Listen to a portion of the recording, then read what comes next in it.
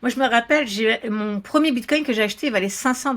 Quand je l'ai revendu au double du prix, mais j'étais tellement heureuse. Mais maintenant, je pleure tellement. C'est ça. C'était juste un truc informatique, une monnaie numérique qui sert à rien, qu'on sait même pas pourquoi elle est là, on sait même pas pourquoi elle monte, on savait rien si tu veux. Donc on était juste dans l'euphorie.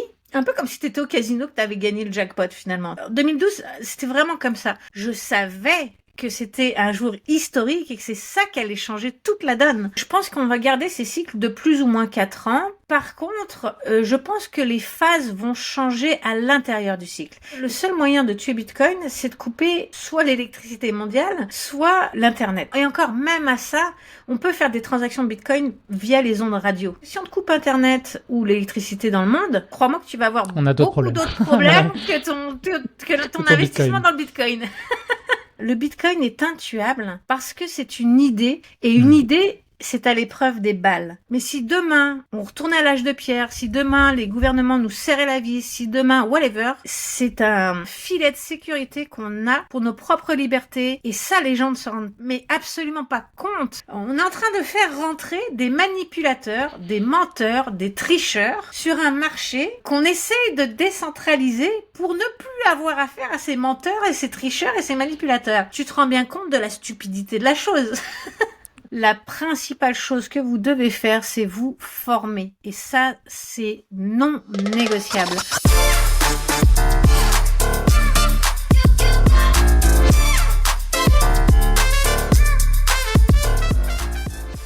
Bonjour à tous et bienvenue dans un nouvel épisode de Cryptalk. Aujourd'hui, j'ai l'immense honneur d'accueillir Stéphanie.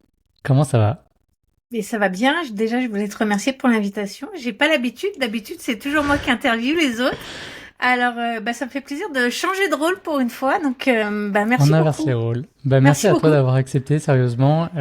Et puis, je voulais te souhaiter une bonne année aussi. Et toi aussi. On peut encore, hein, on est quoi, le 8 janvier, ça va, on n'a pas l'air trop fou encore de se souhaiter une bonne année. Non. Et, bonne année à toi aussi, également. Merci beaucoup. Abondance à profusion. Exactement. Je nous souhaite un beau bull run, comme on dit, 2024. Il y a pas mal de choses qui sont en train de se jouer. Et je suis super content de t'avoir sur la chaîne. Moi, je te suis depuis un petit moment sur Twitter. T'as fait beaucoup de choses. En plus, je vais t'avouer, je suis ultra content de recevoir une femme sur la chaîne, parce que à date, j'avais juste des contacts avec des hommes. On pourra peut-être d'ailleurs en parler dans l'interview si jamais tu veux aborder ce sujet-là. Mais je suis hyper content parce que la crypto-monnaie, c'est un écosystème qui rejoint toutes sortes de profils, des gens très techniques, des gens qui sont là plus pour l'aspect social, on pourrait quasiment dire, ou philosophique, quasiment même de Bitcoin. Et puis, je trouve que c'est aussi des hommes et des femmes, mais à date, j'avais seulement des hommes dans mon entourage, donc très content de te rencontrer et puis de pouvoir discuter avec toi.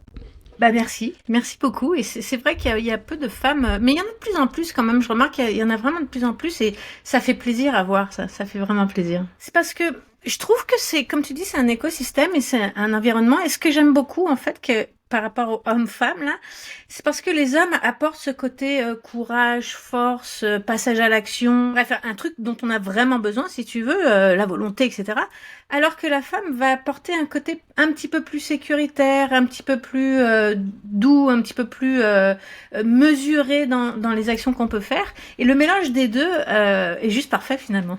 Absolument, le yin et le yang, comme on dit. Hein. Ouais. Alors Stéphanie, je vais te laisser te présenter peut-être pour ceux qui ne te connaissent pas un petit peu ton parcours, d'où tu viens et puis comment t'es tombée dans la crypto-monnaie. Oui, avec plaisir. Alors, c'est Stéphanie, je suis la fondatrice de Crypto Formation Continue. Donc, j'ai une chaîne YouTube, j'ai un site internet, j'ai un groupe privé, j'ai écrit 3 livres. Bref, j'ai fait pas mal de trucs, j'ai un compte Twitter aussi. Et je suis aussi l'initiatrice, on va dire, du sommet des crypto-monnaies. On a fait la 2e édition cette année, 2023 du coup, puisqu'on est en 2024 maintenant. Et chaque année, on fait une nouvelle édition. Donc ça, c'est pour mon parcours professionnel. Et puis, comment je suis tombée dans les crypto-monnaies ? Moi, c'était en 2012 où j'ai entendu ça à la radio. Je me rappelle, c'était au mois de juillet 2012. J'étais en France chez ma sœur. Puis j'ai entendu à la radio, alors que j'écoute jamais la radio, comme quoi des gens avaient vraiment multiplié leur argent par je sais plus combien à l'époque. Ça m'avait vraiment, waouh, j'étais dans une misère totale à cette époque-là. Donc ça m'a vraiment interpellée et je suis allée voir. J'ai trouvé ça vraiment génial finalement comme principe, mais À l'époque, même si ça m'a interpellée, j'y suis allée pour l'argent comme tout le monde au début, hein, vraiment.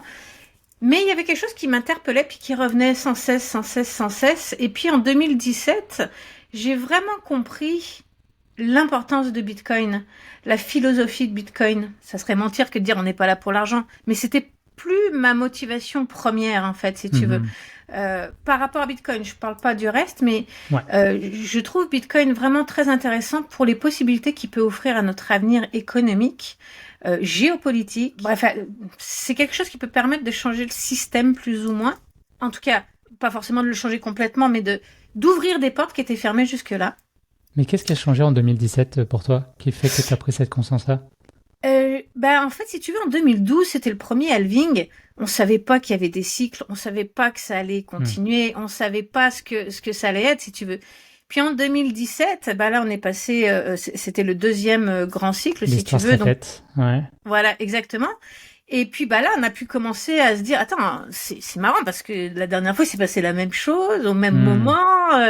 Tu sais, cette histoire de halving, c'est quoi? Parce que ça a l'air d'être vraiment important dans l'histoire du Bitcoin. Donc, j'ai commencé vraiment à me pencher sur le sujet et du coup à investir beaucoup plus. En plus de ça, en 2017, il y avait d'autres cryptos. En 2012, il y avait que Bitcoin. Donc ça a commencé à se développer, à s'étendre. Il y a Ethereum qui est arrivé sur le marché. Donc là, ça ouvrait des possibilités monstrueuses avec les contrats intelligents.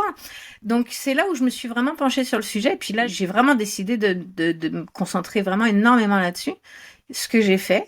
Et puis en 2021, donc au 3e cycle, là j'ai carrément quitté ma job, quitté tout ce que je faisais. Je me suis consacrée uniquement aux crypto-monnaies. C'est pas mal ça. Donc, tu faisais quoi comme job? Juste pour situer un peu ton background. Webmaster, donc je crée des sites internet. Et puis en 2021, je l'ai revendu et pour me consacrer uniquement vraiment aux crypto-monnaies. Est-ce que tu penses que cette appétence que tu pouvais avoir pour l'informatique t'a aidé à découvrir Bitcoin plus tôt? Parce que c'est vrai qu'il y a un côté geek un peu associé en tout cas aux early adopteurs de Bitcoin. Les développeurs, tout ça. Ouais. Définitivement, c'est sûr. C'est sûr parce que moi j'ai vraiment, c'est comme Obélix là, je suis vraiment tombée dans la marmite de l'informatique. Quand j'étais petite là, mon père a ramené un ordinateur quand j'avais 8 ans à la maison. Puis à l'époque, faut vraiment se remettre dans le contexte. Moi je vais avoir 46 ans cette année. Je suis pas toute jeune, donc du coup 8 ans c'était il y a 40 ans, hein, on va faire à peu près. C'est pas tout le monde qui avait la chance d'avoir un ordinateur, ça coûtait super cher, on était encore sous MS-DOS, donc fallait taper des commandes pour pouvoir l'utiliser, et je me rappelle qu'à 8 ans, mais je suis tombée là-dedans, j'ai adoré ça, j'ai tellement appris vite, mais de manière innée si tu veux, parce qu'on n'avait pas tous ces livres, tous ces trucs, puis à 8 ans, tu penses bien que je lisais pas. Donc du coup, j'ai vraiment appris de manière innée, et c'est sûr que si j'avais pas eu un background, déjà je sais pas si je serais allée là-dedans parce que c'est de l'informatique, c'est nouveau, c'est une nouvelle technologie. En fait, ce qui m'a vraiment aidée, c'est que de manière innée, une de mes qualités, c'est vraiment tout ce qui est innovation, que je suis capable je suis capable de voir où on va aller avec ça, si tu veux. Je dis pas que j'ai raison à chaque fois, mais je dis que je suis capable de comprendre le raisonnement derrière, mais surtout de voir plus loin que ce que on voit là, si tu veux. Et du coup, c'est pour ça que à 8 ans, j'ai compris toute l'importance de l'informatique. Moi, tout de suite, j'ai voulu travailler dans l'informatique, mais à l'époque, on ne savait pas. Mon père a essayé de m'en dissuader en disant, mais on ne sait pas ce que ça va devenir, etc., etc. Mais moi, déjà, je me voyais déjà dans l'informatique, si tu veux, tu vois. Après, quand j'ai créé ma société WordPress de Webmaster, c'est pareil. WordPress, à l'époque, quand j'ai créé ma société, ça venait juste de sortir. On en disait beaucoup de mal. Mais moi, j'ai tout de suite vu l'importance que cette nouvelle technologie avait. Ça nous permettait d'être libres, de construire ce qu'on voulait quand on voulait, de rajouter des plugins, de construire un site comme des Lego, si tu veux, comme une maquette. Puis ça, c'était vraiment nouveau à l'époque. T'avais un petit peu de Joomla, mais bon, c'était plus compliqué, c'était moins pratique, si tu veux. Mais WordPress, c'était vraiment à l'infini. Et du coup, j'ai créé ma société là-dedans, alors qu'à l'époque, je te dis, il y avait une mauvaise pub pour WordPress. 15 ans plus tard, 90% des sites sont faits avec WordPress. Du monde entier, donc tu vois, j'ai toujours cette faculté, si tu veux, qui est une force chez moi, et j'ai vu ça dans le Bitcoin en 2012. Alors j'ai pas vu qu'on en serait là où on en est aujourd'hui, bien évidemment, mais j'ai vu que c'était quelque chose qui avait un potentiel, si tu veux, et qui était révolutionnaire dans sa façon de fonctionner. Et si j'avais pas eu de connaissances informatiques, c'est sûr que je serais passée à côté de ça. Parce qu'à l'époque, on n'en parlait pas, là. Ouais. C'est pas comme aujourd'hui. Et par rapport pour l'aspect économique qu'ils proposent, est-ce que toi, tu t'étais déjà intéressé à l'économie circulaire ou à des concepts d'économie, ou ça, c'est venu du coup, Bitcoin t'a amené à te poser des questions sur comment l'économie fonctionne, la création monétaire, la dette, je sais pas, ce genre de sujet-là? Alors, je connaissais déjà tout ça avant, mais moi, j'étais dans la colère avant. J'étais extrêmement dans la colère jusqu'à ce que je tombe dans le développement personnel qui m'a permis de gérer tout ça et de comprendre que plus t'es en colère, plus tu nourris ce dont quoi tu te bats finalement, donc c'est complètement con. Mais ça m'a pris 20 ans à comprendre ça. Donc maintenant j'ai changé, mais à l'époque j'étais dans la colère. Et donc du coup, bien sûr que je connaissais ça, mais j'étais dans l'affrontement, dans la lutte, j'étais dans essayer de faire comprendre aux gens, mais réveillez-vous, bon sang, vous voyez pas que ce système ne fonctionne pas, c'est Hmm. pas possible, on est à la fin de ce système, il faut détruire ça, il faut autre chose, bla bla bla bla bla. Et je me suis fait beaucoup d'ennemis, ça n'a rien avancé, le problème n'a pas changé, les gens n'ont toujours pas écouté, et moi j'ai généré de la colère, de la colère, de la colère, de la colère. Donc maintenant, j'ai compris que c'est pas comme ça qu'il fallait faire si on voulait que les mentalités changent. Ça serait plutôt d'expliquer et de faire comprendre au plus grand nombre comment ça fonctionne, pourquoi ça fonctionne, qu'est-ce que ça peut amener, etc., etc. Et c'est pour ça que j'ai créé Crypto Formation Continue, qui est vraiment de la formation continue. Premièrement, pour expliquer aux gens au fur et à mesure, parce que ça change tout le temps, donc pour expliquer comment faire les choses, mais on va plus loin que ça aussi, c'est-à-dire il y a des raisonnements économiques, il y a des raisonnements de formation, de stratégie, il y a tout un tas de trucs si tu veux. Plus il y a de gens qui vont comprendre cette notion d'économie et surtout de système qui a très bien fonctionné pendant un temps. Mais il ne fonctionne plus, et il ne fonctionne plus depuis 1971 où on a décidé d'arrêter de fabriquer de l'argent finalement. C'est évident que ça peut pas fonctionner. Enfin, je veux dire, moi, si je fais ça, je vais en prison. Pourquoi eux, ils pourraient le faire, tu vois? Donc, plus il y a de gens qui vont comprendre ce système, plus il y a de gens qui vont comprendre comment ça fonctionne, etc., plus j'espère que les choses vont changer parce que les gens vont s'en rendre compte par eux-mêmes. Mais rentrer dans les gens comme ça, comme je faisais avant, en Ça leur change disant, rien. non, ça change, Les non gens se seulement ça ferment en change, fait en réaction. voilà, c'est encore pire, c'est encore pire. Hmm. Donc ça, c'est venu j'avais déjà cette notion, si tu veux, en 2012, mais je pouvais pas savoir à l'époque que Bitcoin allait se développer comme ça et devenir à ce niveau-là. Mais ça m'a beaucoup intéressé en revanche. Par contre, en 2017, là, j'ai pris conscience de ça et là, j'étais encore dans la colère à l'époque. J'étais en train de commencer à la sonner. J'ai commencé le développement personnel en 2016 à plein temps.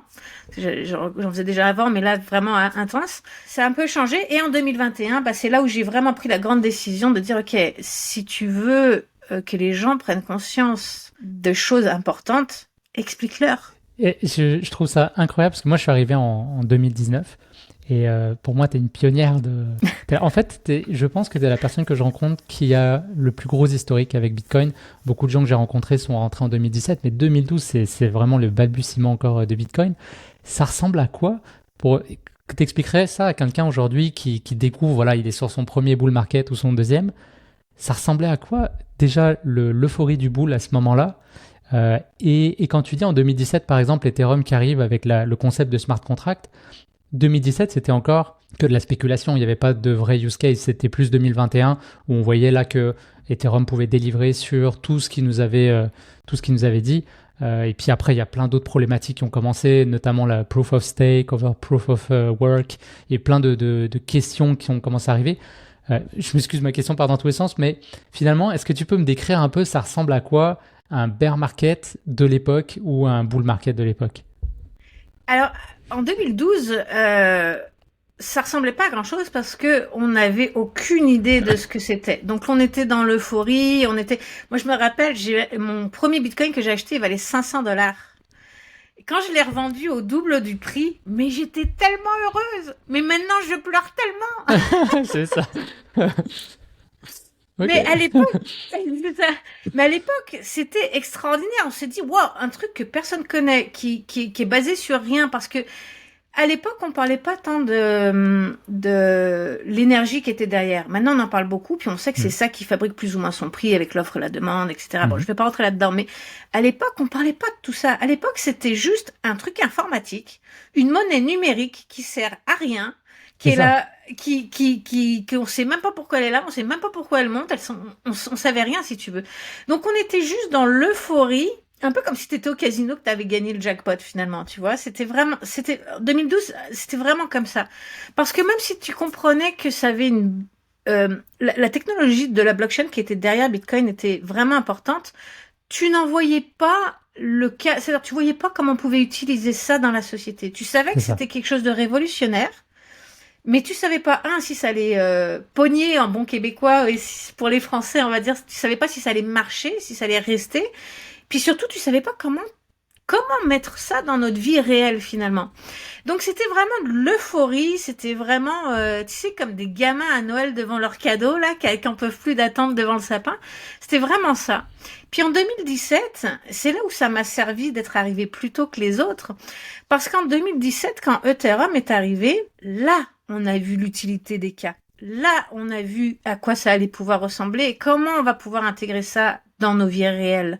Donc là, c'était pas la même donne. C'est-à-dire que ceux qui sont arrivés en 2017, qui connaissaient pas le background, bah effectivement, est-ce que ça va marcher, est-ce que ça va pas marcher, ils savaient pas vraiment où on s'en allait avec ça.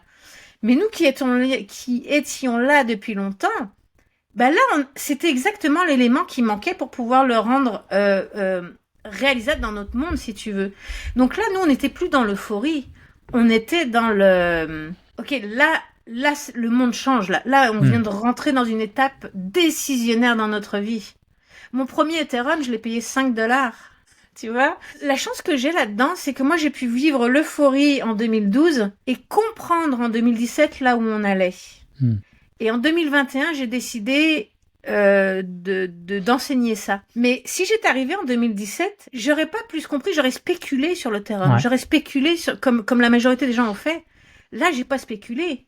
Je savais que c'était un jour historique et que c'est ça qui allait changer toute la donne. C'est intéressant parce que j'ai lu ça il y a pas longtemps sur Twitter où quelqu'un disait le premier bull run, à part quelques exceptions, puis tu nous diras si tu veux nous partager ton histoire, mais t'es presque obligé de le foirer entre guillemets. Moi, mon premier bull run, j'ai fait de l'argent et j'ai tout perdu. Voilà, je le dis.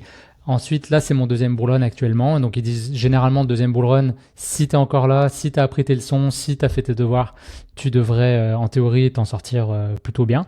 Et puis, le troisième bull run peut être game changer complètement ou life changer parce que ça t'amène ailleurs. T'as assez d'expérience pour comprendre où on va. T'as plein de notions, en fait. Parce que c'est vrai que c'est un monde en soi. Déjà, l'économie, l'investissement, le trading, le gambling même on peut dire, parce que comme tu disais tout à l'heure, c'est vrai que moi j'ai entendu beaucoup de gens qui ont investi dans Bitcoin Too, c'était des gens qui jouaient au poker ou qui étaient vraiment des gamblers, hein. C'était littéralement ça. Et puis donc c'était un mélange de geek et de gamblers. C'est ce que j'allais dire. C'est un beau mélange, un beau cocktail. Et aujourd'hui, on parle des ETF, donc on a des professionnels là, qui rentrent sur le marché, on a des hedge funds, on a des investisseurs qui savent manipuler les cours, qui ont d'ailleurs les poches pleines et qui peuvent le faire. Ils peuvent peser. C'est des marchés qui pèsent pas autant que les marchés traditionnels, donc c'est quand même relativement facile de les faire bouger. Fait que c'est intéressant. Donc toi étant à ton quatrième bull là, si 2012, on considère qu'on est en bull run, je te pose la question d'ailleurs. Il y en a plein qui disent qu'on n'est pas. Moi je pense qu'on est en bull run. Il y en a qui disent qu'il a pas commencé. C'est quoi ton avis là-dessus? Non, je dis pas qu'on est en bull run. Je dis qu'on est en marché haussier. C'est-à-dire que suivant tout ce que j'ai appris, du coup c'est mon quatrième effectivement. Il y a 4 phases. Donc moi je le sens dans 3 phases, mais pour les gens il y a 4 phases. Il y a moi je commence toujours par le bear market. Donc t'as le bear market, après t'as la phase d'accumulation, après t'as le marché haussier et ensuite t'as le bull run. Moi, je le sens dans 3 phases, c'est-à-dire que le marché haussier, je le laisse dans la phase d'accumulation, parce que je pense que c'est une phase où on peut encore accumuler avec d'autres stratégies, c'est différent, mais c'est encore une phase d'accumulation pour moi. Mais je le fais en phase 1 et phase 2. Donc pour moi, c'est bear market, phase d'accumulation 1, c'est tout ce qu'on a vécu en 2023. Alors attends, je recommence. Bear market 2022. À peu près 1 an. Phase d'accumulation 2023. avec une partie de 2022 parce que ça dure, la phase d'accumulation, c'est à peu près 1 an et demi. Après, normalement, tu as le marché haussier, c'est là où on se trouve, mais je vais y revenir, qui dure entre 6 mois et 1 an, ça dépend des choses. Pour moi, ça, c'est la phase 2 parce qu'il y a vraiment encore possibilité d'accumuler de l'argent à des bons prix et avec des stratégies différentes de la phase 1. Donc ça, je dirais 2024, peut-être jusqu'à l'été 2024 ou automne 2024. Et ensuite, on a le bull run. Alors, quelle est la différence? C'est que la phase de marché haussier, ou comme moi je l'appelle, phase 2 d'accumulation, c'est tant qu'on n'a pas dépassé l'ancien ATH. Donc, c'est quand on est sorti du range d'accumulation. Donc, le range d'accumulation était à peu près autour des 29-30 000 $. Donc, on va dire entre 30 000 $ et les 65 000 $ qui est notre ancien ATH. Ça, c'est la phase de marché haussier ou pour moi la phase 2 d'accumulation. Okay. Et quand on dépassera l'ATH, là, on va rentrer en bull run. Et puis ça, c'est, à mon avis, c'est sûrement entre l'été et l'automne 2024. Que ça devrait arriver. Si on suit les cycles, c'est automne 2024. Mais avec l'arrivée de l'ETF, je ne sais pas comment ça pourrait changer la donne. Et ensuite, c'est à peu près 1 an de marche de bull run, environ 8 à 12 mois. Penses-tu qu'on va le casser en ligne droite, cet ATH-là des 60 000 et quelques, ou est-ce que on va avoir une espèce de grosse figure de consolidation, redescendre un peu, faire une espèce d'énorme tasséance sur ce pivot-là? Là, je pourrais pas me prononcer à cause de l'ETF parce que c'est sûr que ça va changer la donne. Mais à quel point ça va changer la donne, je ne sais pas, c'est jamais arrivé. Je peux pas savoir. Mais si je me fie sur les autres cycles, en général, en marché haussier, on monte, comme on a fait présentement. Ensuite, on a une correction pour venir revalider notre support, finalement, plus ou moins. Et je pense qu'on est en plein dedans, là. Voilà, on est en plein dans cette correction qui peut durer 30 à 60 jours, on peut dire. Et ensuite, on va remonter. Pas forcément en ligne droite, mais assez rapidement quand même, parce que si ça nous emmène... Regarde, imaginons qu'on ait 2-3 mois de correction. On est en janvier, ça nous emmène déjà à mars. Ensuite, on a le halving. Puis ensuite, le halving avril-mai. Et ensuite, l'été, le mois de juillet, c'est rapide, là, c'est 3 mois. Donc, c'est 3-4 mois. Donc, ça risque d'aller assez vite quand même, je pense. Et par rapport à cette histoire, donc là, tu as parlé d'halving. C'est vrai que le Bitcoin, c'est un peu comme... je dis souvent une horloge suisse qui est... Alors, ça a été extrêmement... Moi, je trouve que c'est surprenant quand tu regardes les graphiques, comment l'histoire se répète. Alors, on dit, elle se répète pas, elle rime, parce que c'est toujours un peu différent. Mais est-ce que toi, tu penses que ce serait le dernier cycle où on pourrait à peu près se calquer sur ça parce que là, la game est en train de changer avec les ETF, l'histoire de Bitcoin est en train de s'écrire? Ou est-ce que tu penses que parce que intrinsèquement, la façon dont il a été conçu, c'est quelque chose qui va toujours rester, cette notion de cycle? En fait, la première chose, c'est que moi, je suis quelqu'un de très cyclique et je crois beaucoup dans les cycles. Donc, pour moi, tout est cyclique et tout se répète. Sauf qu'il y a des cycles imbriqués dans des cycles, imbriqués dans des cycles. Et là, on n'a pas assez de recul pour connaître le cycle dans lequel on est imbriqué, si tu veux. Nous, on connaît les cycles des bitcoins qui se répètent à peu près tous les 4 ans. Mais dis-toi bien que ce cycle de tous les 4 ans, il est imbriqué dans un cycle peut-être de tous les 20 ans, qui lui-même est imbriqué dans un cycle de tous les 50 ans. Tu vois ce que je veux dire?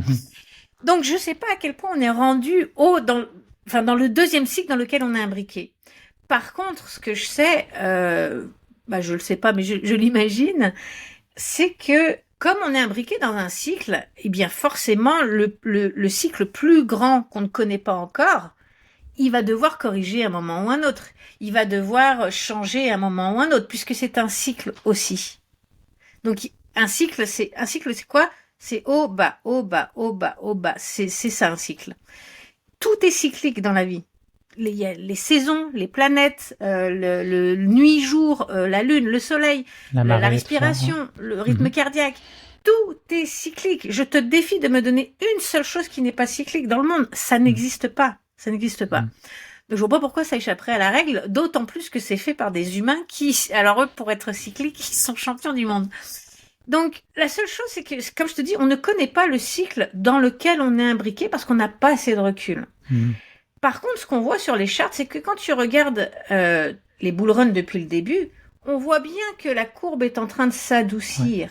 Donc, on voit bien qu'il y a un moment ou un autre, une courbe qui s'adoucit, ça fait comme ça. Hein. C'est comme le cycle de Gartner, la courbe de Gartner. C'est-à-dire que tout ce qui est technologie, ça monte comme ça redescend, et ensuite ça remonte et ça se stabilise. Donc, ça c'est un cycle en lui-même, on s'entend. Donc, où est-ce qu'on en est dans ce cycle? Parce que c'est quand même une technologie, une nouvelle technologie, donc ça ne voit pas pourquoi ça échapperait à la règle. Donc du coup, comme on est en train, et ça tu le vois sur les graphiques, si tu reprends depuis 2012, tu vois bien que chaque ATH est de plus en plus haut, certes, mais en mode logarithmique, tu vois très bien que la courbe est en train de s'adoucir. Donc ça implique forcément qu'on risque de redescendre pour remonter ensuite et se stabiliser. Ça, c'est par rapport à Gartner, mais même si tu prends pas ça, si tu prends ne serait-ce que les charts techniques, quand tu fais du trading, tu sais très bien que quand il y a un sommet qui s'adoucit, ça n'annonce rien de bon. Non, exact. Tu vois? Ce qui s'est passé exactement, d'ailleurs, sur le dernier bull run. Bitcoin qui avait un top arrondi comme ça, plutôt qu'un blow-off top, parce qu'on commence à avoir beaucoup de liquidité, ça change différent. Ouais. Quand ça s'adoucit, c'est un signe de ralentissement. Donc, quand tu prends tous les cycles, les 4 cycles ensemble, tu vois qu'il y a un ralentissement. Donc, tu sais que les prochains bull runs vont être de moins en moins game changer, si tu veux. Ouais. C'est-à-dire qu'il va toujours y avoir des bull runs, selon moi. En fait, j'en suis quasiment sûre. Il y aura toujours des bull runs. Mais la capacité, c'est-à-dire la capacité de gain, c'est elle qui va diminuer. Je raconte n'importe quoi. Imaginons au premier bull run, tu pouvais faire 10 000% de gains, au deuxième 5 000, au troisième 3 000, et peut-être que maintenant tu peux faire que 2 000. C'est la proportion de gains. C'est la symétrie du risque qui change. Ouais. Voilà, ça s'explique par deux choses. Un, les données cycliques, comme je te le dis, ou ça j'en suis convaincue. Et deux, il y a de plus en plus de capitalisation, il y a de plus en plus de liquidité. Donc forcément, multiplier par 2, 50 millions, c'est beaucoup plus facile que de multiplier par 2, 300 milliards. Tu comprends? C'est pour ça que ça s'adoucit, que les pourcentages diminuent. Maintenant, pour ce qui est de répondre à ta question, est-ce qu'il y aura encore des cycles? Moi, je suis convaincue que oui, le cycle du Bitcoin de 4 ans, je ne pense pas qu'il change. Je pense qu'il va rester. Mais il y a deux choses qui vont changer selon moi. La première donne, c'est celle que je viens de t'expliquer, que le cycle dans lequel on est imbriqué, qu'on ne connaît pas encore, va sûrement avoir un impact là-dessus. Et donc du coup, je serais peut-être pas forcément étonnée qu'un jour ça tombe plus bas, qu'on soit dans une espèce de correction du cycle secondaire, qui nous amène peut-être à avoir des gains pas forcément autant qu'on espérait, si tu veux, mais il y aura quand même un cycle dans ce cycle. Même si c'est dans une correction, il y aura quand même un cycle. Je sais pas si c'est clair ce que je dis. Non, absolument. Oui, ok. Et la deuxième chose, c'est que je pense qu'on va garder ces cycles de plus ou moins 4 ans. Par contre, je pense que les phases vont changer à l'intérieur du cycle. Et c'est pour ça que je mets phase 1 et phase 2 dans l'accumulation et non pas phase d'accumulation marché haussier. S'agrandir et se diminuer. Parce que là, comme tu l'as dit tout à l'heure, on a des gens qui arrivent avec des milliards de dollars qui arrivent sur le marché. Ils peuvent pas acheter pour des milliards de dollars en une transaction. Ils sont obligés de le faire tranquillement, étalé sur des mois et des mois. Sinon, ils vont faire augmenter le prix. Ça sera plus intéressant. Donc, forcément, la phase d'accumulation risque de durer plus longtemps. Mais la phase de distribution aussi, ils peuvent pas vendre tous ces milliards de dollars en même temps. Donc la phase de distribution, elle aussi risque de s'agrandir. Intéressant. Mais à l'intérieur de ces cycles de 4 ans. Donc je pense que c'est plus les phases à l'intérieur des cycles qui vont changer plutôt que les cycles. J'avais jamais pensé à ça, c'est super intéressant comme analyse. C'est mon analyse en tout cas. Ouais, non, j'aime beaucoup. Et c'est vrai qu'il y en a beaucoup qui disent que c'est le dernier cycle avant, comme tu dis, le côté mainstream, l'adoption de masse et derrière, forcément des choses qui vont changer, quoi. Ça sera plus comme avant. Toi, tu l'as vu déjà sur l'échelle de 3 ou 4 bull runs, mais ça change. Ouais. J'aime bien aussi, je sais pas si tu as déjà entendu cette citation qui dit « Toutes les révolutions passent par 3 phases. La première, c'est stupide. La deuxième, c'est dangereux. La troisième, c'est évidente. » Puis ça fait 1 an ou 2 que je dis qu'on est clairement dans le dangereux. On voit que les gouvernements se sentent menacé. Alors menacé, je prends pas forcément comme une attaque directe, mais plus, bah oui quand même, mais plus, ok, il faut qu'on réglemente parce que ça peut partir dans tous les sens. Et il y a tellement de choses qui sont en train de se jouer à l'échelle même mondiale. Hein. On voit le Salvador par exemple, donc l'invité. On a eu un invité sur la chaîne qui parlait de ça justement, tout ce qui s'est passé au Salvador avec l'adoption du Bitcoin comme monnaie officielle d'État. Il y en a d'autres pays qui sont en train d'y penser, etc.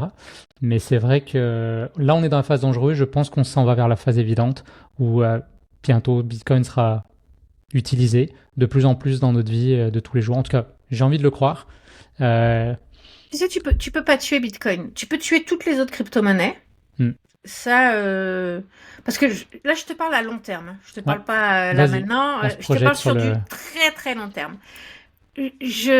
J'ai un peu de mal à concevoir qu'on puisse continuer comme ça avec autant de crypto-monnaies, une crypto-monnaie pour tout. C'est comme si tu allais acheter ton pain avec cette monnaie, aller acheter, payer ton abonnement internet avec une autre monnaie. Si ça, j'ai du mal à concevoir qu'on puisse avoir une crypto-monnaie pour autant de choses différentes.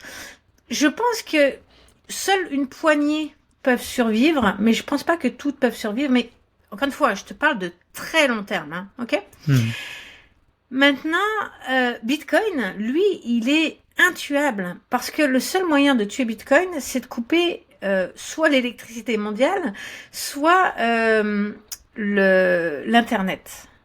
Et encore, même à ça, on peut faire des transactions Bitcoin via les ondes radio. Donc même à ça, il pourrait encore survivre aussi. Si on était dans une ère de révolution, on pourrait encore faire du Bitcoin.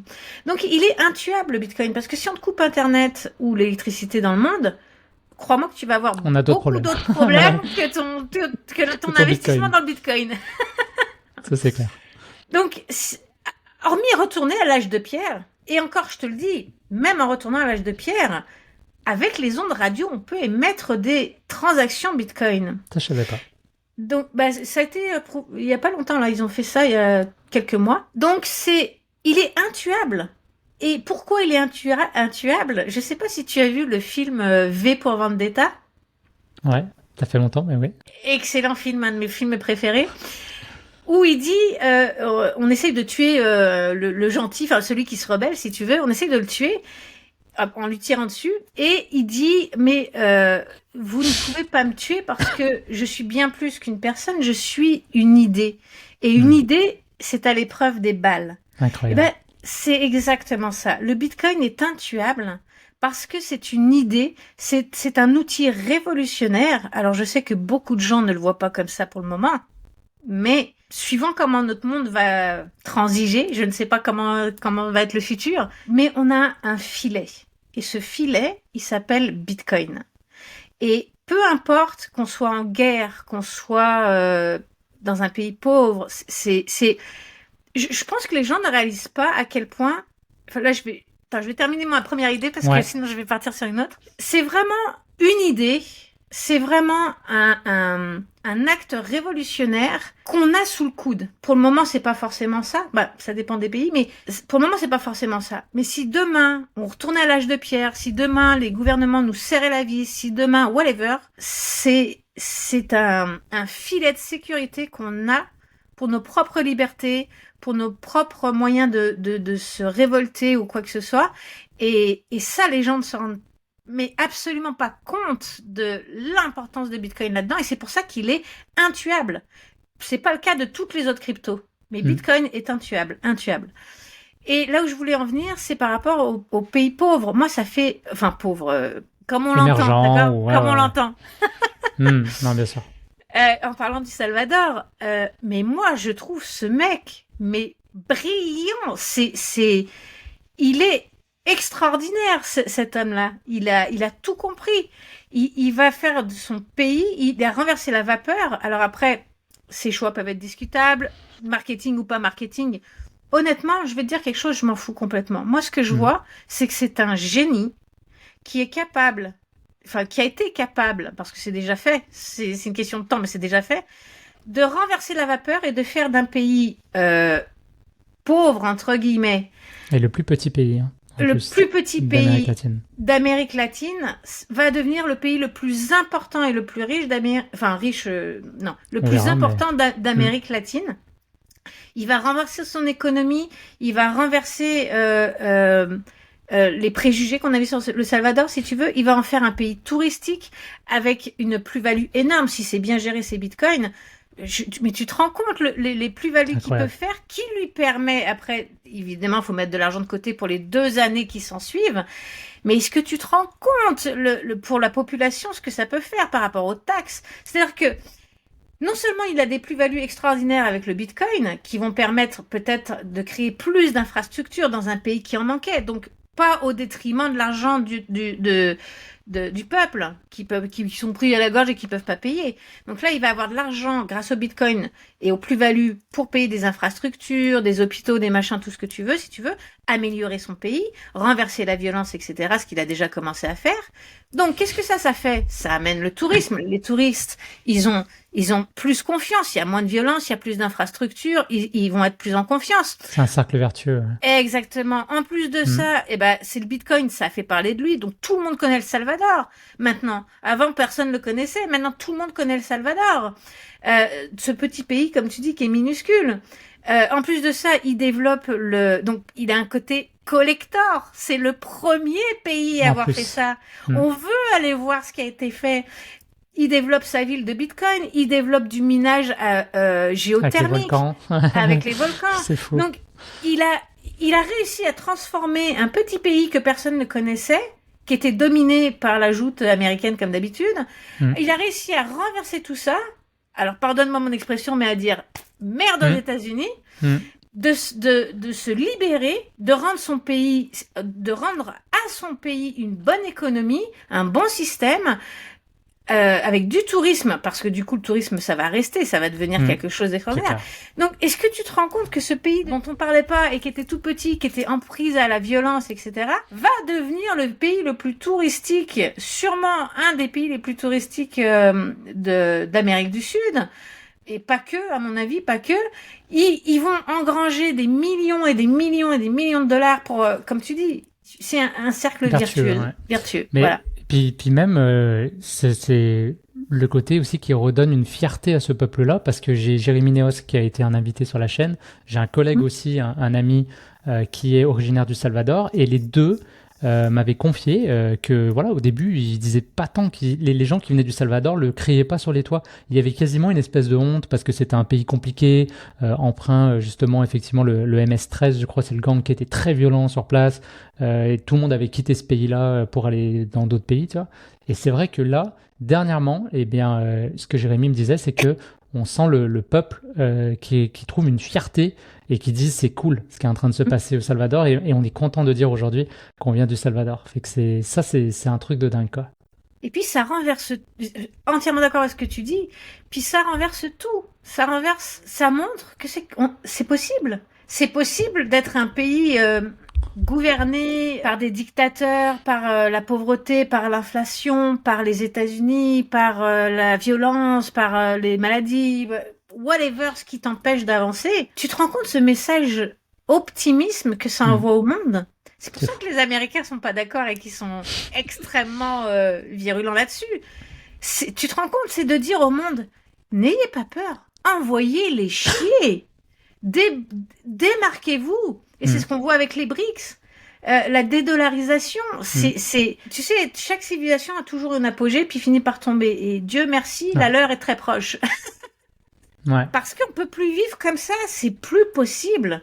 Ce n'est plus possible. Ce foutage de gueule et cette manipulation, ce contrôle n'est plus possible. Alors, je suis pas naïve au point de croire que ça va changer du jour au lendemain. Mais déjà, le fait que les pays osent se révolter contre eux, ça change tout. Ça change tout. Et comment tu penses, alors là, je pensais pas aborder ce sujet, mais là, tu m'ouvres la porte. Tu sais, avec tout ce qui s'est passé sur Binance, on sent que de plus en plus, les États-Unis essayent quand même de s'approprier, entre guillemets, un certain contrôle sur Bitcoin, donc via les ETF, via justement l'USDC aussi. On voit que Coinbase, si je dis pas de bêtises, est l'exchange qui va être responsable d'avoir les équivalents Bitcoin des ETF spot. Comment tu penses jusqu'à quel point en fait les États-Unis peuvent réussir à se réapproprier Bitcoin et comment tu vois tout ça, ce qui est en train de se passer, ce qui s'est passé sur Binance est-ce que tu penses que les DEX c'est une option pour justement que les gens gardent le contrôle, mais en même temps on voit bien que les gens dès qu'il y a un peu de friction technique ils sont beaucoup plus sécurisés avec un exchange centralisé ou un ETF. Comment tu vois tout ça? Comment je vois tout ça? Je pense que, comme je te l'ai expliqué, en 2012, moi je voyais ça comme l'appât du gain facile. En 2017, j'ai compris. En 2021, j'ai appliqué pour l'expliquer. Moi, j'ai 3 cycles d'avance. Mais les gens qui rentrent maintenant, qui vont rentrer là, ce cycle-là, ils n'ont pas tout cet arriéré derrière eux. Non. Donc eux, ils vont rentrer pour l'argent. Ça va leur prendre un deuxième bull run pour comprendre, et un troisième, etc., etc. Pour appliquer. Donc, je pense pas que là, ça change complètement la chose, parce que les gens qui vont rentrer, c'est pour l'argent. Ceux qui étaient là en 2017, ils ont déjà un esprit un peu plus ouvert, ils comprennent justement les DEX, etc., tout ça, ils comprennent l'importance de tout ça. Mais ceux qui vont rentrer là, c'est clairement pour l'argent. Rien d'autre. Ça va prendre du temps à comprendre. Donc, le fait que les États-Unis reprennent un contrôle, je pense qu'ils ont jamais vraiment perdu ce contrôle. Tout ce qui s'est passé en 2022, là, toutes ces régulations qu'on a eues, c'était juste pour faire de la place aux ETF et à leurs petits copains. Selon moi. Alors ça, attends, je veux juste préciser un truc. Là, je parle au nom de Stéphanie. Je parle pas au nom de Crypto Formation Continue. Là, je parle pas au nom de mon entreprise. Je parle au nom de moi personnel. Pour moi, ils ont juste fait le ménage. Ils se sont assurés de dégager tous les concurrents, de placer Coinbase qui est cotée en bourse. Donc si elle est cotée en bourse, c'est qu'elle a déjà main prise. Ça veut dire ça va à l'encontre même de la décentralisation et du syndrome des crypto-monnaies, de l'idée derrière les crypto-monnaies. Donc Coinbase qui est cotée en bourse, déjà elle est déjà corrompue avant même d'avoir commencé. Donc là qu'est-ce qu'on fait? On dégage tous les exchanges qui sont des concurrents. Mais on laisse Coinbase, on fait semblant de les attaquer, l'air de rien, pour faire comme si on les attaque, parce qu'il n'y a pas de raison qu'on les attaque pas eux si on a attaqué les autres. Donc, pour acheter un peu la paix, on fait semblant de les emmerder. Et puis, une fois que tout le monde a dégagé, là, on va faire entrer les ETF. Puis, je vais même aller encore plus loin dans mon raisonnement, et j'insiste, c'est Stéphanie qui parle. Ouais. D'accord? Avec l'ETF, maintenant qu'on n'a plus les exchanges, parce qu'il faut des vendeurs pour chaque acheteur et inversement. Si t'as pas de vendeur, tu peux pas acheter de Bitcoin. Si tous les exchanges centralisés comme Binance, etc., avaient déjà beaucoup de Bitcoin, détenaient beaucoup de Bitcoin, toi tu peux pas en racheter. Tu comprends? Mais si tu les dégages, là t'as beaucoup de Bitcoin à acheter. Donc t'as fait la place pour mettre ton ETF, qui sont tes petits copains main dans la main, enveloppe contre enveloppe, on s'arrange entre nous. Moi c'est ce que je pense. Donc est-ce qu'ils avaient plus la main mise sur le Bitcoin comme tu l'insinuais tout à l'heure? Je ne pense pas. Moi, je pense qu'ils l'ont toujours eu. Ils ont juste joué leur jeu d'échecs en dégageant les pions. Et toi qui disais que Bitcoin, justement, c'était une solution, parce que moi, c'est un des trucs encore où, quand on me challenge sur cette idée-là, je ne sais pas quoi répondre. Est-ce que c'est pas une vraie menace pour Bitcoin, ce truc-là? Si. Alors ça, moi, si, c'est une vraie. Enfin, moi, je suis convaincue que c'est une vraie menace pour Bitcoin. Mais comme c'est une idée beaucoup plus grande que ça, comme je te l'ai dit, là, les gens qui vont rentrer maintenant, c'est pour l'argent. Donc forcément, c'est une menace parce que on le met dans un système centralisé, on le remet dans notre système normal, bla bla bla bla bla. Donc on fait de la merde comme on a toujours eu l'habitude de faire. Mais ça reste une idée. Il y a un moment ou un autre, quand ils vont aller trop loin, au fur et à mesure que les gens rentrent, comme je te dis, ça prend 1, 2, parfois 3 cycles pour comprendre l'importance et l'utilité de Bitcoin. Quand tu as fini de rentrer pour l'argent et que tu commences à réfléchir et à comprendre que il faut s'intéresser au projet pour pouvoir investir, donc là tu t'y intéresses, puis là tu dis ah bah oui, mais j'avais pas vu ça comme ça, je savais pas qu'on pouvait faire ça. Donc ça prend un certain temps. Donc oui, c'est une menace. À court terme, moyen terme, c'est une menace. Mais je pense que ça n'empêchera pas l'idée de Bitcoin derrière et que le jour où on en aura besoin, le jour où les gens comprendront vraiment, on aura toujours cette arme qu'on pourra récupérer, si tu veux. Mais sur le court moyen terme, oui, bien sûr, on est en train de faire rentrer des manipulateurs, des menteurs, des tricheurs sur un marché qu'on essaye de décentraliser pour ne plus avoir affaire à ces menteurs et ces tricheurs et ces manipulateurs. Tu te rends bien compte de la stupidité de la chose? Alors dans tout ça, c'est quoi ta stratégie, Stéphanie? Est-ce que, alors premièrement, on a beaucoup parlé de Bitcoin et je pense que c'est intéressant. Franchement, on pourrait parler pendant des heures. Je voulais te Des questionner heures, aussi des par rapport à heures. l'or et tout, le modèle. Bon, on verra, mais je pense qu'on va mettre ça de côté un instant. Je voulais revenir plus sur le marché. Comment toi tu t'es préparé sur donc ce bull run là? C'est ton quatrième, donc c'est sûr que tu as une longueur d'avance sur beaucoup d'entre nous. Est-ce que justement tu essayes là, en ce moment, c'est quoi? Est-ce que tu accumules à fond? Est-ce que tu attends un peu de voir ce qui va se passer? Et puis, sur quel narratif tu t'es positionné? Selon toi, qu'est-ce qui va bien marcher en 2024? Alors, l'accumulation, je l'ai fait pendant 2023, pendant la phase d'accumulation. J'ai plus accumulé depuis qu'on a cassé les 30 000 parce qu'on Ouais. on a changé de phase.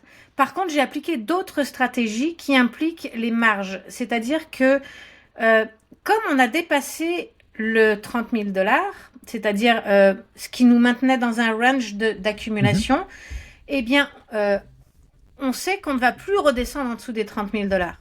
Mhm. D'accord? C'est le principe de sortir et d'être en marché haussier.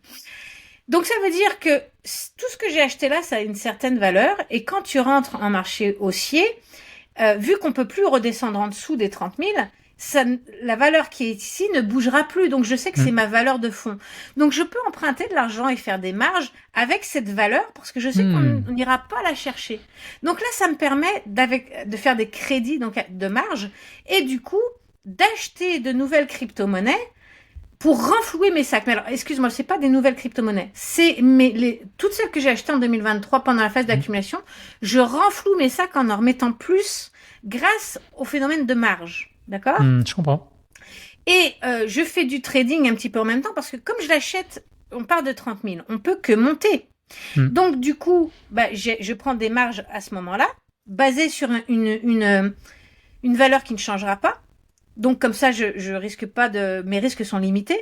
Ensuite, je renfloue mes sacs, mais au fur et à mesure qu'on monte, la valeur de ce que j'ai acheté grandit. Donc je retire des profits pour rembourser mes marges, Mhm. d'accord? Et ce que je fais, c'est que je sais qu'on monte jamais en ligne droite. On a de nouvelles une correction. On aura forcément une correction, celle qu'on est à l'heure actuelle, on est dedans. Donc je savais qu'elle allait arriver cette correction. Donc si tu veux, j'ai remboursé mes marges au fur et à mesure, aussi avec du trading, mes profits de trading. Et à partir du moment où on a vu qu'on corrigeait, j'ai clôturé toutes mes marges. Donc j'ai Ok. remboursé toutes mes marges. Mais il me restait vraiment pas beaucoup parce que justement, je les rembourse au fur et à Mhm. mesure. Là, eh bien, c'est possible que je passe des shorts pour renflouer et me remettre un petit peu d'argent parce que il m'est arrivé une belle mésaventure ce week-end, donc Oh non. Ok. ouais, mais c'est correct, c'est Ça fait parfait, partie du jeu. ça fait partie du jeu, ça fait partie du jeu, donc il faut que je récupère l'argent que j'ai perdu du coup je vais peut-être passer un short pour la correction qu'on a là maintenant. Mhm. Mais bon, bref, peu importe. Là où je veux en venir, c'est que du coup, pourquoi j'ai fermé toutes mes marges? Parce que si on descend un tout petit peu en dessous de 30 000, 28 000 ou 29 000, ça va venir attaquer mes trucs, si tu veux. Ouais. Et Tu voulais pas prendre le je risque de veux te faire pas ça. sortir. Non, non, non, parce que je sais pas. On est quand même, tu sais, avec cette histoire de TF, c'est quand même quelque chose de nouveau. On sait pas Ouais. jusqu'où ça peut aller, là, cette histoire. Tu sais, il suffit d'une mèche à 25 000 et puis, Tu te fais t'es sortir. baisé, là, tu Ouais. vois. Ouais. Ouais. Donc, je veux pas prendre de risques. Donc, je ferme tout, T'as je bien fait. clôture tout. Par contre, une fois qu'on va aller retester ces 30 000, donc on va attendre que la chute soit finie. Quand la chute est finie et qu'on recommence à remonter, Et on et rebondit. je refais la même stratégie.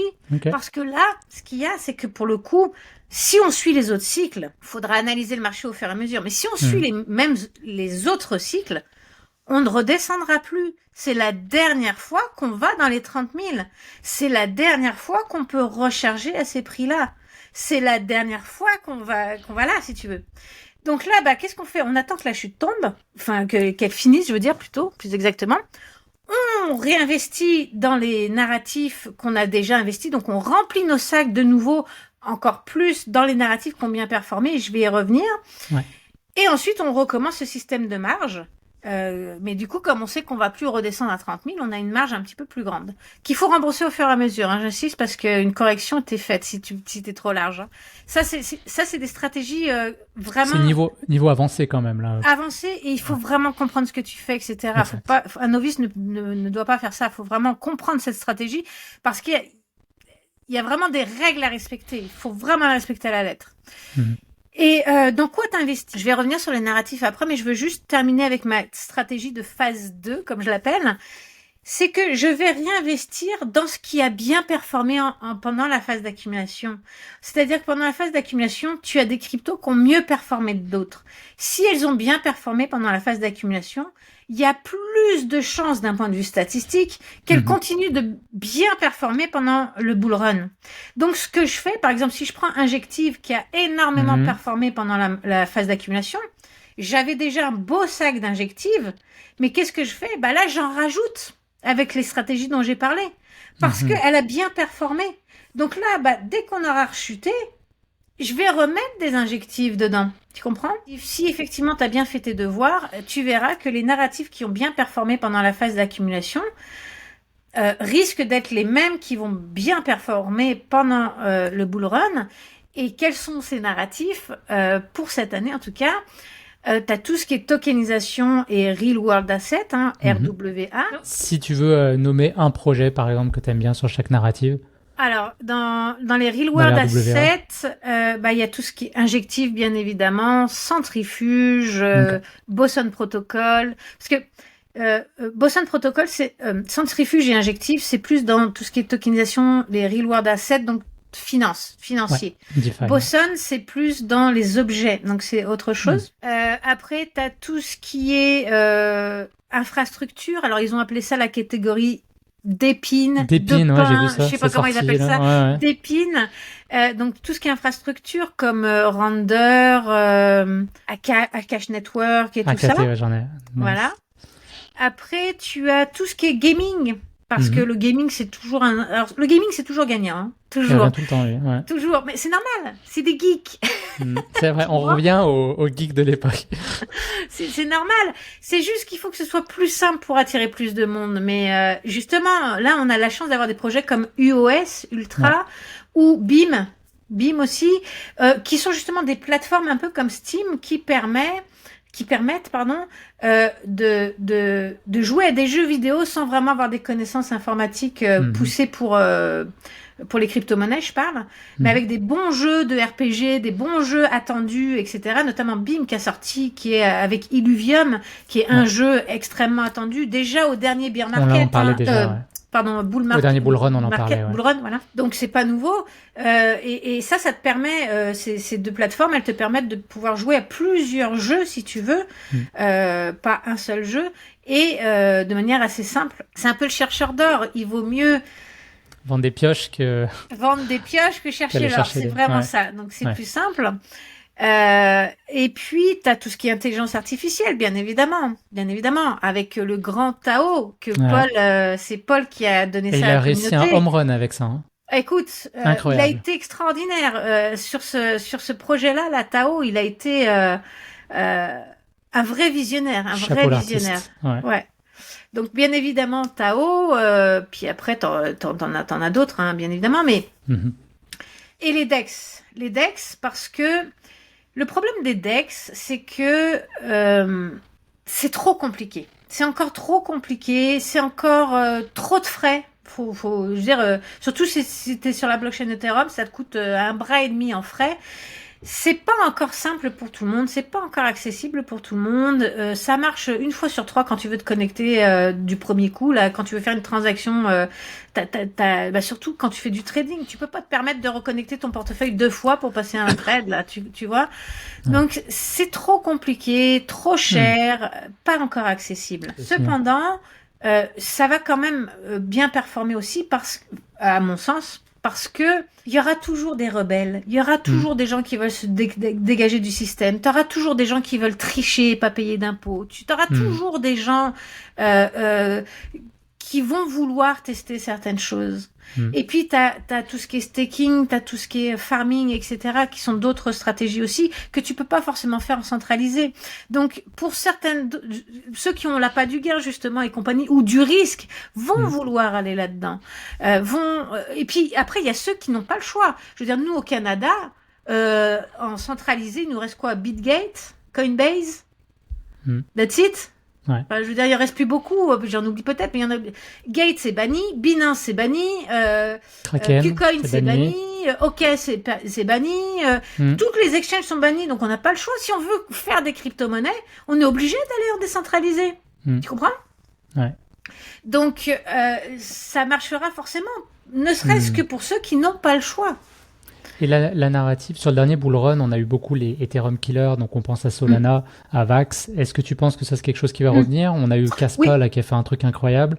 Est-ce que c'est quelque chose d'évident, entre guillemets, parce qu'Ethereum, ça revient tout le temps, les gaz fees qui sont beaucoup trop élevés. J'ai l'impression que ça, c'est une narrative commune, entre guillemets, qui sera tout le temps là.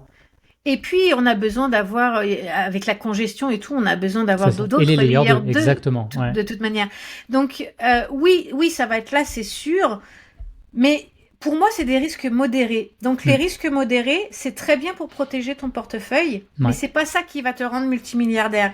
Dans le sens où tu peux faire des fois 5, fois 10, fois 15 peut-être si tu as de la chance, mais ça va s'arrêter là.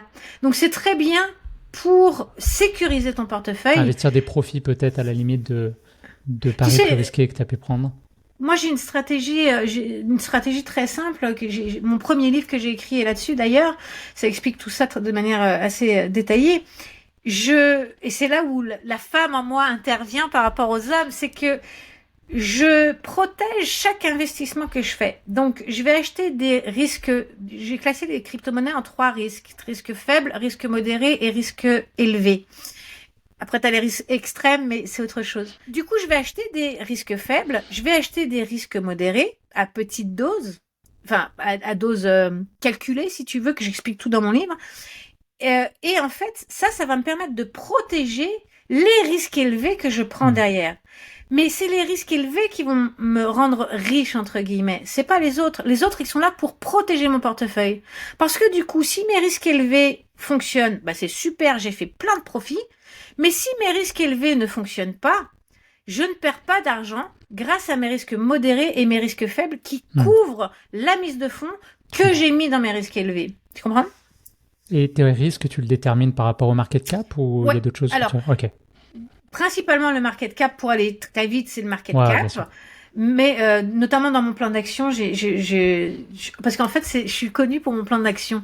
J'en ai pas trop parlé, mais c'est vraiment ma marque de fabrique. Et en fait, là-dedans, j'ai simplifié la donne pour ceux qui débutent, si tu veux, et ça se calcule automatiquement les risques faibles ou modérés ou en fonction du market cap.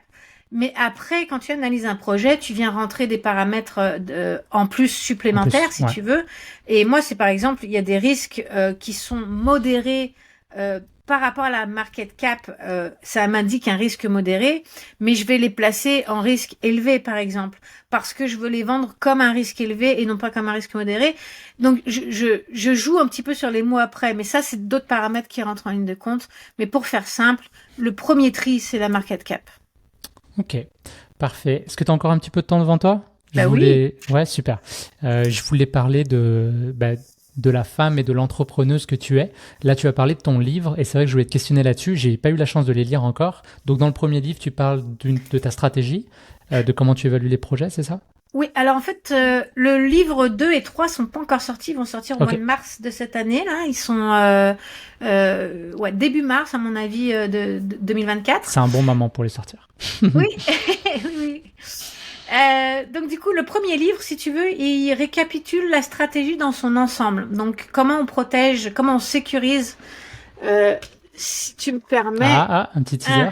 Voilà. Oui. Voilà. Oh, trop beau. Si tu me permets. Donc c'est ça. Ça explique comment sécuriser son argent, c'est-à-dire par la technique que je viens de t'expliquer tout à l'heure, en répartissant ton portefeuille dans des risques modérés, faibles et élevés. En suivant ton profil d'investisseur, parce qu'on n'a pas tous les mêmes profils. Il y en a qui préfèrent la sécurité, il y en a qui préfèrent les gains. Donc, tu vas adapter ton portefeuille en fonction et ta stratégie en fonction de ça. Voilà, tes objectifs personnels. Donc ça, le premier livre, il résume tout ça, il te présente un petit peu tout ce qui existe, les différentes stratégies qui existent, le plan d'action, il faut un plan d'action, comment ça marche, etc.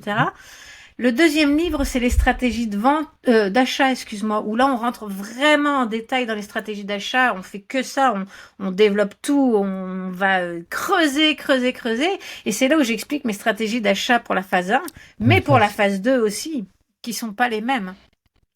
Le troisième livre, c'est les stratégies de vente. Alors là, c'est pareil. On va tout creuser. Et C'est puis, celui-là qu'il faut que j'achète, moi. C'est mon challenge. voilà. Ben oui, parce que du coup, si tu vends pas correctement, c'est là que tu perds tes gains, en fait. Donc, il faut savoir vendre correctement, il faut savoir récupérer sa mise de fonds correctement, au bon moment. Je veux dire, normalement, quand tu rentres en phase de marché haussier, donc en phase 2 dans laquelle on était, normalement, t'es censé avoir récupéré ta mise de fonds de tout ce que tu as investi en 2023, si tu as bien fait tes devoirs. Tu comprends? Donc, ça veut dire qu'à partir de là, tout est gratuit. Ça te coûte plus rien. Donc, après, tu peux racheter au fur et à mesure, faire des petits trades, des swing trading, racheter au fur et à mesure de la montée pour compléter un peu. Ou justement, quand on repasse avec la correction dans laquelle on est actuellement, tu as des liquidités pour racheter et réinjecter. Donc, tout ça, c'est des choses qui ça s'apprend. C'est pas inné, là. C'est pas juste, je vends, allez, on est en bull run, à la fin du bull run, je vends. Parce que même à ça, comment tu sais qu'on est en fin du bull run? Tu comprends? Donc, il y a plein de stratégies qui font que tu récupères au fur et à mesure, que tu réinjectes ou pas, que tu fais un rebalancement de portefeuille, parce que c'est la même chose. T'as les narratifs se suivent les uns après les autres. Si tu regardes ce qui s'est passé début 2023, il y a le narratif de l'intelligence artificielle qui est arrivé. Quand lui a commencé à décliner, les contrats sur Bitcoin qui sont arrivés. Quand lui a commencé à décliner, c'est la tokenisation qui est arrivée. Donc, si tu achètes les narratifs au bon moment, d'où le livre sur la stratégie d'achat, et ensuite d'où le livre sur la stratégie des ventes, c'est-à-dire si tu achètes au bon moment et que tu vends au bon moment, tu fais un roulement. Donc du coup, tout devient gratuit. Tu fais que te rembourser tes premières mises, tu récupères ta mise d'avant, que tu réinjectes dans le deuxième narratif qui était les contre-intelligents sur Bitcoin. Ensuite, quand ça a bien performé, tu récupères ta mise, tu le mets dans la tokenisation qui est le truc d'après. Et c'est un jeu, c'est vraiment un jeu. Mais encore, faut-il connaître les règles du jeu. Sinon tu te fais éclater. Voilà. Donc ça, c'est les 3 livres qui vont sortir, voilà. Et félicitations, c'est un beau projet. J'imagine, je peux imaginer. Moi, je travaille aussi sur un livre, donc le temps que ça représente, c'est fou. Alors 2 livres en même temps, t'es très courageuse. D'autant plus que moi, je suis toujours. Déjà dans mon premier livre, j'avais fait la même chose. Moi, je suis quelqu'un de très. J'aime l'évolution. Dans mon parcours, ça se voit. J'aime les choses évolutives. Donc du coup, mes bouquins viennent toujours avec du contenu évolutif. Parce que c'est difficile de mettre à jour un bouquin. Donc, sur mon site internet, il y a des bonus qui viennent avec. Donc, c'est cool. Mon premier livre vient avec un plan d'action version light. Il n'y a pas toutes les options dedans, mais au moins, tu as la base pour commencer. Tu as des vidéos qui viennent avec, des trucs comme ça. Et puis, là, dans les 2 livres, stratégie d'achat et stratégie de vente, ça vient avec tout un tas de compléments vidéo, des fichiers, des PDF, etc., que tu retrouves sur le site. En fait, à l'achat du livre, tu peux t'inscrire sur le site et tu as accès, ça débloque tes bonus. Et donc, c'est très interactif. Et surtout, ça me permet de rajouter ou modifier des choses si j'ai besoin de le faire parce que ça change très vite tout ça. Donc, ça vient avec du contenu interactif. Très intéressant. Et ton livre, on l'achète du coup depuis ton site web? Oui, ou sur Amazon. En fait, je passe par Amazon. Donc, parfait. Mais je mettrai tes liens en description. Puis si jamais ça intéresse les gens, ils peuvent s'inscrire à la newsletter sur mon site internet parce que je vais les prévenir quand ça va sortir, quand il y aura la date officielle. Super. Et je voulais parler de Crypto-Formation, c'est ton site, c'est ça? Et Crypto-Formation continue. Voilà, continue, excuse-moi. Donc, tu as l'aspect formation et puis il y a aussi donc le sommet de la crypto que tu as créé, comme tu disais en début d'épisode, où c'était la 2e édition cette année, enfin l'année dernière. Tu as dit tout à l'heure, ton premier bull run. Alors, comment tu avais dit ça? Pour l'argent, donc tu es là pour l'argent. Le premier bull run, tu rentres pour l'argent. Le 2e, tu comprends. Le 3e, tu appliques. Et j'ai l'impression que toi, ton 4e bull run, tu transmets, tu échanges et tu partages tout ce que tu as appris en chemin. Est-ce que c'était ça l'idée derrière ce sommet-là? Et puis en plus, à Montréal, je trouve ça cool. Ça se voit pas à la caméra, mais tu vois, ça m'a donné des frissons ce que tu viens de me dire. C'est exactement ça, et ça me fait très plaisir que tu l'aies dit, parce que tu vois, j'en ai la chair de poule, ça va. J'ai capté ce que tu envoies, ce que tu transmets. Ça me vient droit au cœur, donc merci beaucoup. Oui, du coup, j'en ai perdu le fil. C'était quoi ta question? Le sommet, c'était l'idée derrière, j'imagine, de rassembler des pionniers de la crypto comme toi qui échangeaient et qui transmettent, comme je pense à Paul Crypto Formation, qui a tellement de cœur aussi à transmettre aux débutants les bonnes pratiques pour éviter de se faire casser les genoux sur le bull run. C'est quoi ta vision de ce sommet-là? Est-ce que tu penses que c'est quelque chose qui peut prendre de l'ampleur? Est-ce qu'il pourrait y avoir un rassemblement physique? Je pense à Surfing Bitcoin. Est-ce que ça pourrait être quelque chose qui soit aussi grand que ça dans le monde francophone peut-être? Alors, Ou c'est peut-être pas la vocation? Je sais pas, dans le sens où je vais te dire, je vais être sincère, moi j'aime pas les grands événements d'ampleur comme ça, je pourrais jamais gérer ça, j'y arrive pas, j'aime pas ça et j'ai pas envie de faire ça. Okay. Par contre, des gens qui font le sommet avec moi, avoir des partenaires qui veulent gérer ça, j'ai aucun problème. L'idée derrière le sommet, c'est, tu sais, il y a aucun partenaire, il y a aucun partenariat, il y a aucun commandité, il y a aucune publicité, il y a rien de tout ça. C'est vraiment du temps gratuit qu'on met à disposition. On vend pas les replays là. Je sais qu'il y en a beaucoup, c'est très à la mode. Ils font un sommet, puis après derrière ils te vendent le replay. Non, nous c'est tout gratuit, entièrement gratuit, parce qu'on n'est pas là pour faire de l'argent. On est là pour vous enseigner. On est tous d'accord sur l'idée derrière le Bitcoin, l'idée on veut l'adoption de masse. Alors, il y en a, c'est plus pour l'argent que d'autres. Il y en a, c'est plus pour les idées. Peu importe, c'est pas ça le problème. L'idée, c'est vraiment de partager, nos connaissances, mais, comment dire, c'est parce que il y a tellement de gens, là, sur YouTube, là, il y a tellement de YouTubeurs, d'influenceurs, de livres, de vidéos, de formations. Tu sais pas lesquels prendre, tu sais pas lesquels sont vrais, lesquels sont justes, lesquels, il y en a, ils viennent juste de commencer, c'est leur premier bull run, ou l'année dernière, c'était, enfin, en 2020. Voilà, c'était leur premier bull run et ils croient déjà tout savoir et ils veulent déjà tout. Mais non, parce qu'il leur manque beaucoup d'expérience. Mais toi qui arrives là-dessus, comment tu veux savoir ça? T'as zéro expérience, tu sais même pas de quoi on parle. Donc l'idée, c'est de rassembler des gens qui savent de quoi ils parlent avec des spécialités différentes et des stratégies différentes.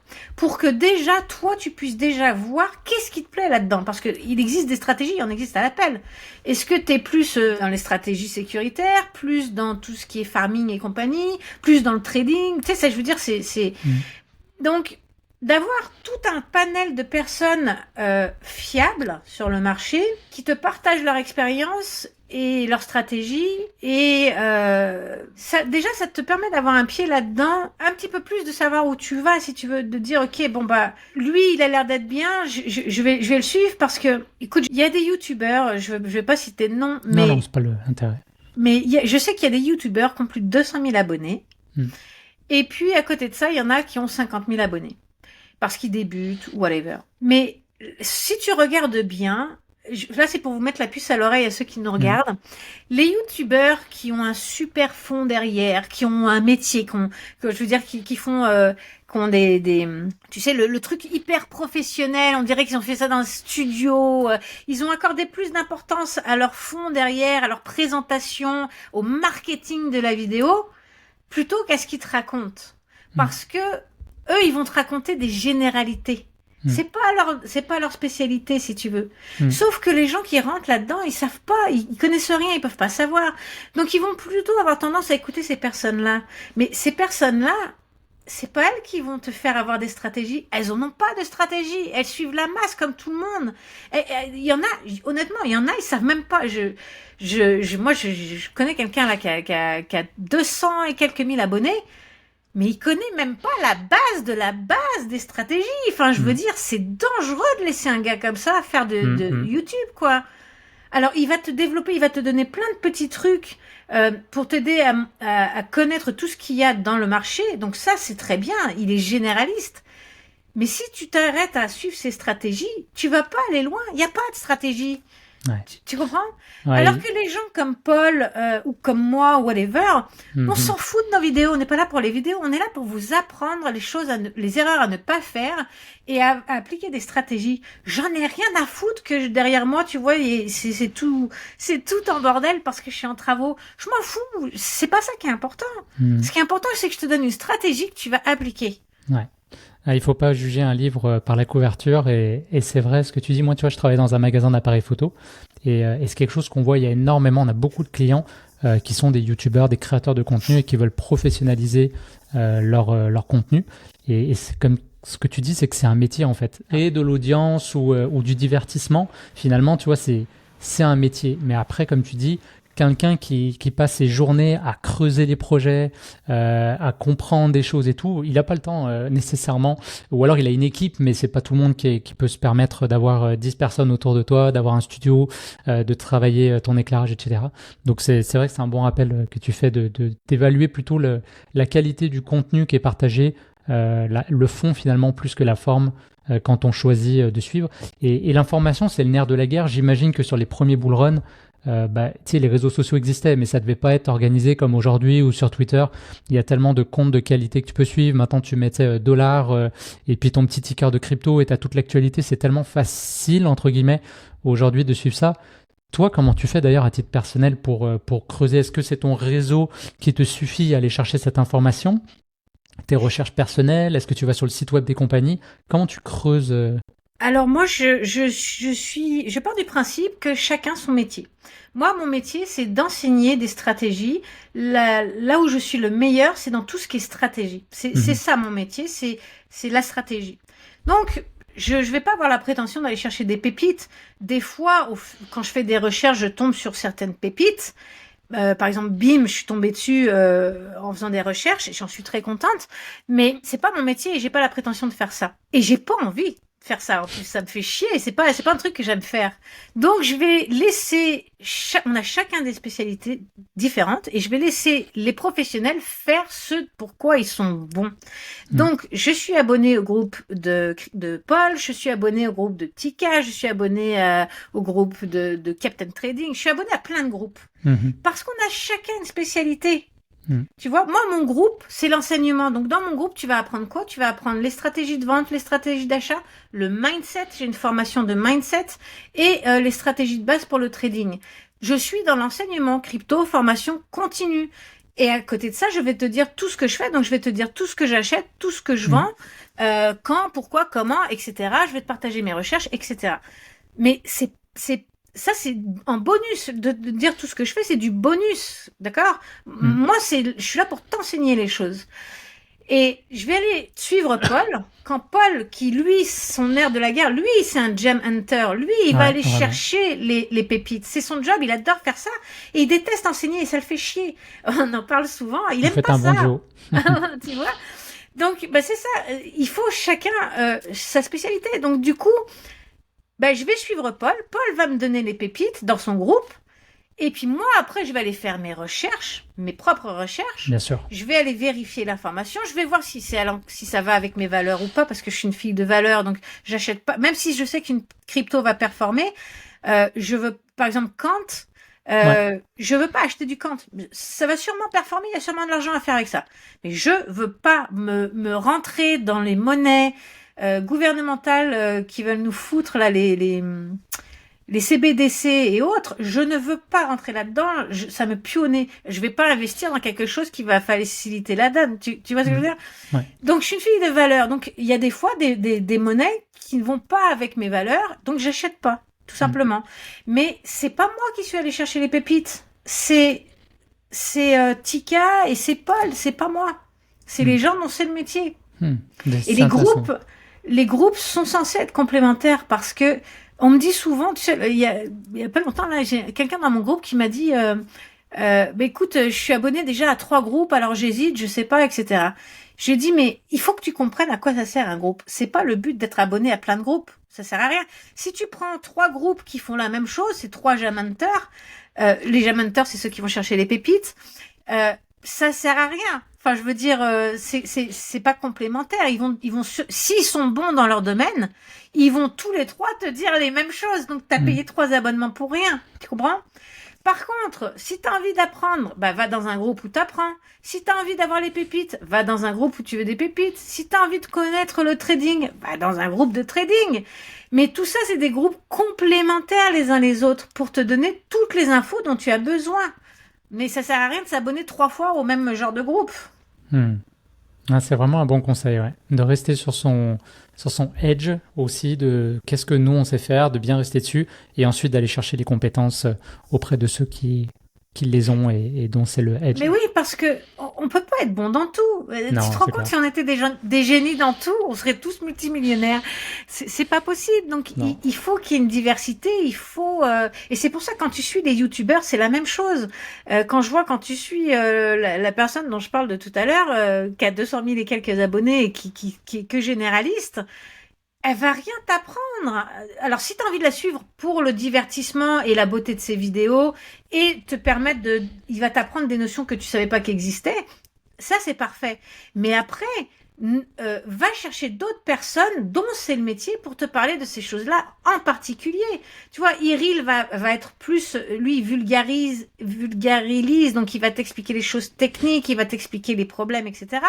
Paul, il va te donner tout ce qui est pépite. Chantal, c'est un peu plus tout ce qui est analyse. Puis Chantal, elle s'adresse plus à des baleines, elle s'adresse à des gens qui ont un plus gros compte, c'est plus pas le même public non plus. Laetitia Bonaventure, c'est tout ce qui est marché traditionnel. Moi, c'est tout ce qui est formation et stratégie. Donc, et le sommet d'ailleurs, le sommet des cryptos, c'est vraiment ça. On a tous il y a Adam qui est spécialisé dans le trading. Je travaille fort sur Captain Trading pour l'avoir l'année prochaine, je croise les doigts. À côté de ça, t'as Julien Julien et Alex d'ailleurs, qui sont plus dans tout ce qui est airdrop, tout ce qui est spéculation pour Julien. Donc, c'est tous des investisseurs différents et on en revient à ça. Apprendre, voir où est ton edge, voir qu'est-ce qui résonne en toi, quel est ton profil d'investisseur. D'ailleurs, je fais une petite parenthèse sur mon site internet. D'ailleurs, une parenthèse, c'est pas du tout ça. Il y a un quiz gratuit sur le blog pour déterminer ton profil d'investisseur. Parce qu'il faut commencer par ça. La première chose, c'est quel est ton profil d'investisseur. Et en fonction de ça, tu pourras avoir telle ou telle stratégie et développer. Donc, c'est gratuit, vous pouvez y aller, ça prend 5 minutes à faire. Et je vous conseille vraiment de le faire. Mais c'est ça, définis quelle est tes stratégies, définis quel est ton edge, qu'est-ce qui te fait plaisir, qu'est-ce qui résonne en toi, qu'est-ce qui te procure du bien. Et ensuite, va voir des professionnels dont c'est le métier, qui sont spécialisés dans ce qui te fait du bien, dans ton edge, pour apprendre, pour avoir des connaissances. Et pour le reste, pour justement les connaissances qui te manquent, va voir des gens dont c'est le métier, qui vont venir compléter. Parfait. Bah écoute, je vais te laisser le mot de la fin. Je pense que les gens ont vu un peu qui tu étais. Qu'est-ce qu'on peut te souhaiter peut-être pour la suite, et puis peut-être quels conseils tu veux donner à ceux qui nous écoutent aujourd'hui pour réussir un beau parcours dans ce milieu-là? Alors moi, j'en démords pas, je le dis tout le temps et je vais le redire. Ce qui est primordial et c'est non négociable et c'est impensable d'imaginer que ce soit possible de réussir sans avoir de connaissances. La principale chose que vous devez faire, c'est vous former. Et ça, c'est non négociable. Tous ceux qui n'ont pas les connaissances se plantent sans exception. C'est pour ça qu'on a tous planté notre premier bull run, parce qu'on n'avait pas les connaissances. Et c'est non négociable. Ça n'existe pas autrement, si tu veux. Mais se former, c'est pas forcément acheter des formations à $3000. Se former, c'est apprendre tout ce qui existe. Donc pour ça, on commence par une chaîne généraliste. Un peu comme la personne dont je parlais tout à l'heure. Là, il a son utilité. Donc là, tu vas commencer à apprendre des choses que tu connaissais pas ou whatever. Et ensuite, tu vas aller te performer dans quelque chose qui résonne en toi. Donc si par exemple tu viens de découvrir le trading, va voir des gens qui font du trading, des chaînes YouTube de traders, etc., qui dispensent des formations, etc. Puis déjà en gratuit, tu vas déjà apprendre énormément de choses avec YouTube, mais à condition d'aller voir les bonnes personnes, d'accord ? Et ensuite, une fois que tu as commencé à engendrer toutes ces connaissances sur YouTube, si tu as envie d'aller plus loin, vas-y, là tu peux acheter des livres, tu peux te former, tu peux prendre des formations, parce que tu connaîtras un petit peu les bases, tu sauras un peu comment ça marche, tu sauras si ça te plaît ou si ça te plaît pas, tu auras un petit peu aussi commencé à connaître les gens qui sont honnêtes et ceux qui ne le sont pas, ceux qui sont là pour l'argent et ceux qui sont pas là pour l'argent. Et donc c'est pour ça, commence tranquillement avec YouTube, fais tes trucs. Et c'est là où mon deuxième est, prends ton temps. Forme-toi, prends ton temps. Si tu rates ce bull run, parce que, qu'on se le dise là, si tu rentres là maintenant, c'est trop tard. C'est trop tard, dans le sens où, si t'as aucune connaissance, si t'as des connaissances, si t'as aucune connaissance et que t'arrives là maintenant, c'est trop tard. Laisse passer le chemin. Ces 2 prochaines années, regarde, apprends, forme-toi, lis des livres, fais des formations, fais tout ça, mais n'investis pas maintenant. C'est le meilleur moyen de perdre ton argent, c'est trop tard. C'est trop tard. Ou alors, tu mets pas beaucoup d'argent, tu fais un tout petit pour truc. Pour vivre un peu les émotions. Voilà, pour vivre les émotions. Mais du coup, tu fais du swing trading. Tu fais pas du holding, tu fais du swing trading. Dans ces cas-là, oui. Mais pour te familiariser avec tout ça, et les émotions, comme tu dis, etc. Mais ne mets pas tout ton argent là maintenant, c'est trop tard. Attends le prochain cycle. Attends le prochain cycle. Ah bah écoute, c'est un très bon conseil. Si les gens veulent te rejoindre, donc je vais mettre les liens en description. C'est quoi le meilleur moyen? Est-ce que c'est ton site web? Est-ce que c'est sur Twitter? Le meilleur moyen, c'est mon site web. Ouais, je réponds assez vite aux questions. On peut aussi laisser des commentaires sur mes vidéos YouTube. Ou me contacter par Twitter aussi. Mais Twitter, plus on avance, plus il y a de spam et compagnie. Donc... faire le tri c'est moins pratique. Le mieux, c'est les emails sur mon site internet ou les commentaires. Je réponds alors, tant que j'ai le temps de le faire. Tu peux. Pour l'instant, je peux. Je mets un point d'honneur à répondre à tout le monde. Donc ça, par contre, je le dis parce que j'ai eu des problèmes de spam, que mes courriels ne se rendaient pas, tombaient dans les boîtes email de spam, courrier indésirable des gens. Je réponds à tout le monde dans un délai de 24 à 48 heures ouvrable. Donc si vous n'avez pas reçu de réponse de moi, c'est que je n'ai pas reçu votre email. Je confirme, elle a répondu à tous mes courriels. Et très rapidement en plus, avec beaucoup de sympathie. Bah écoute, Stéphanie, ça a été un immense honneur de t'avoir sur la chaîne. Et sache-le, moi, tu m'inspires énormément. Ton parcours, ton site web, tes formations, ta chaîne YouTube.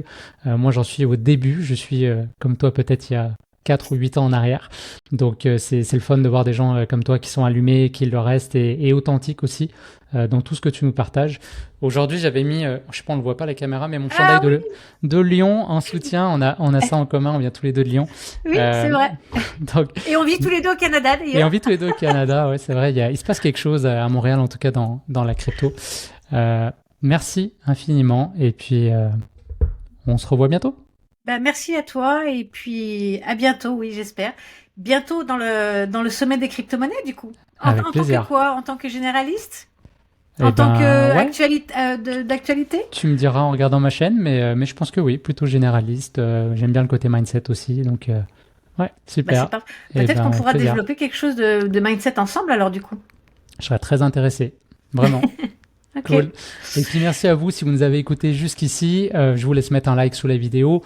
Tous les liens sont en description, donc allez jeter un coup d'œil sur le beau travail de Stéphanie, sur son site web, sa chaîne YouTube également. Et puis on se revoit bientôt pour un nouvel épisode. Salut tout le monde. Bye.